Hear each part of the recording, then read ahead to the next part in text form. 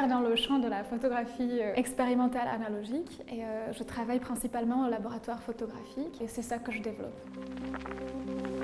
Je suis donc en ce moment sur le développement d'un projet qui reprend les idées que j'ai cueillies grâce aux biologistes et qui s'intéresse à la vision et à la perception du monde par les insectes. Je suis préoccupée par les questions qui tournent autour de notre relation aux animaux et à la nature. C'est une relation très ambiguë de l'homme qui, de la relation d'utilité, trouve son chemin à une autre considération des êtres vivants avec lesquels on cohabite. Donc je suis inspirée par ces courants de pensée qui replacent l'être humain dans une échelle de vivant, peut-être un autre endroit où on se croyait être. Je me tourne vers l'univers de la perception des animaux parce que ça nous donne une perspective sur nous. Mon but, c'est d'obtenir des images les plus artificielles possibles avec les moyens les plus rudimentaires possibles. J'utilise l'agrandisseur photographique comme un appareil photo. Donc la surface qui capte l'image, c'est le papier photosensible. Dans ma pratique photographique, je me suis débarrassée de l'appareil photo. En fait, je prends des objets, souvent c'est des bouts de petits animaux, ou des plantes ou des matériaux organiques que je collecte. Pour moi, l'agrandisseur photographique, il agit comme un microscope. Ce qu'on voit sur mes images, c'est des impressions directes, des agrandissements directs des objets eux-mêmes et non pas leurs images. On ne peut pas avoir plus fidèle que ça. Et c'est ce contact fantomatique entre l'objet lui-même et son empreinte sur papier qui m'intéresse le plus.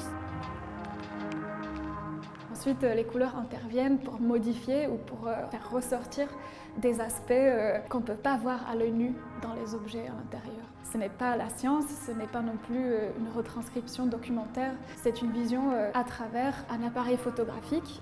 Ces images correspondent à une vision autre. Ce qui me fascine dans cette approche-là, c'est que ces couleurs ne correspondent pas à ce qu'on voit. L'origine de ces couleurs, c'est la superposition de quelques filtres qui composent tout le spectre lumineux.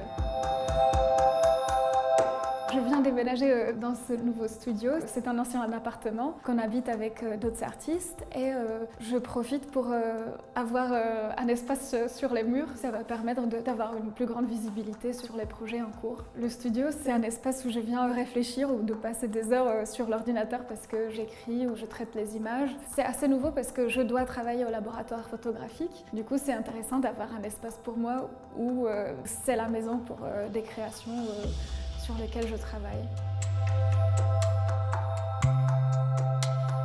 À la Société Générale, je présente cette œuvre qui s'appelle Girandole. Je me suis intéressée par la ressemblance des organismes vivants au stade embryonnaire. Et du coup, cette œuvre, c'est donc une projection. J'ai laissé germer des graines de plusieurs plantes et j'ai commencé à regarder leur évolution au cours des jours. Et au fur et à mesure, ce qui m'est apparu, c'est que donc, ces graines germées peuvent composer une plante. C'est un jeu avec des éléments qui s'intéressent à la germination.